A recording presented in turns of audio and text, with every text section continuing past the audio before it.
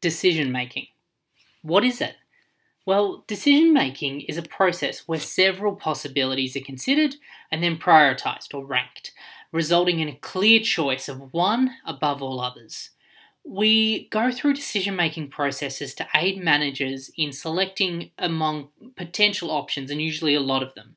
We help them solve immediate problems and then make future problems more manageable because they have this criteria already in place. So with every subject, you're going to see these are the X steps to decision making, 5 steps, 8 steps, 12 steps. Well, I've got a 7-stepper up here for managerial communication. Number 1, identify the core issues. So what is it you're actually trying to solve? What are the key problems? They're not always on the surface. Determine a decision making approach. We're going to cover these in the next slide.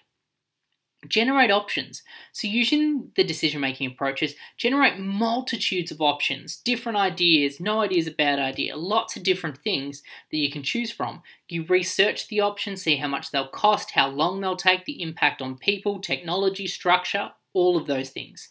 We then evaluate the alternatives and see, okay, well, which solution is best? And once again, it could be on cost, it could be on outcome.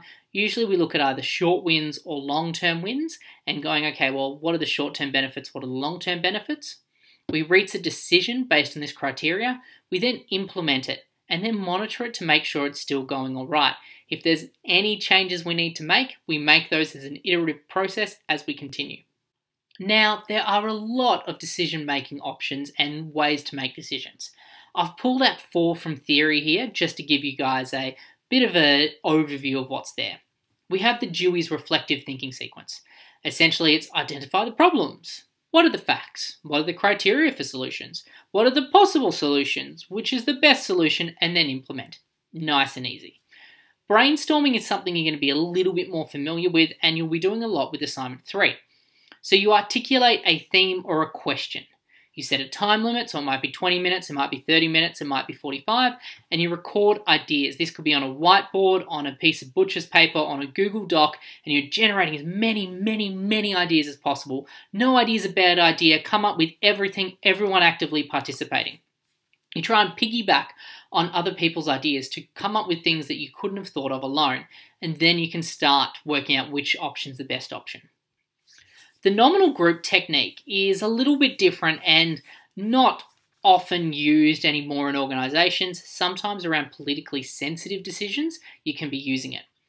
You bring 5 to 9 individuals together to brainstorm.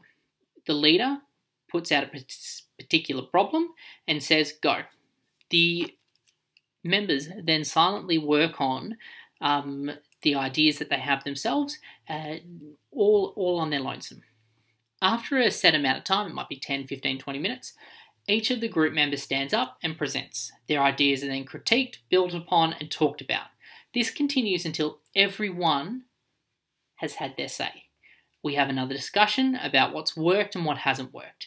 Each member then silently votes on what decision they liked the best, and then the votes then pooled, ranked, and that's the decision we go for. As I said, something that's not really used in organisations today who are much more about bringing people in and having that flow of ideas. Also, it tends to be quite a bit time consuming.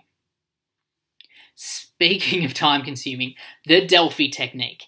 Now, this is good if you're trying to get an expert panel's opinion on a particular area. So you might be doing a report where you're wanting to pull in some experts in the area or making a decision on a particular scientific area. You need to select a group of people who have an expertise in an area. So I've got their forecasting recruiting trends. You survey all the experts via a mail questionnaire. It might be an email. You then get back the information.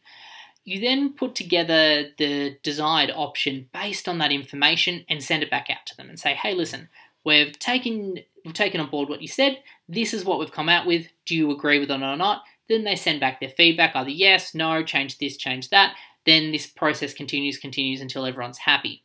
More often than not, usually experts will do the particular survey, you'll send it back to them and go, yeah, that's fine, I'm happy to just leave that as is and not give you too much feedback after that. It is used quite a bit in academia and in some areas in industry, but it's more likely you're going to be going through the brainstorming technique than these other techniques.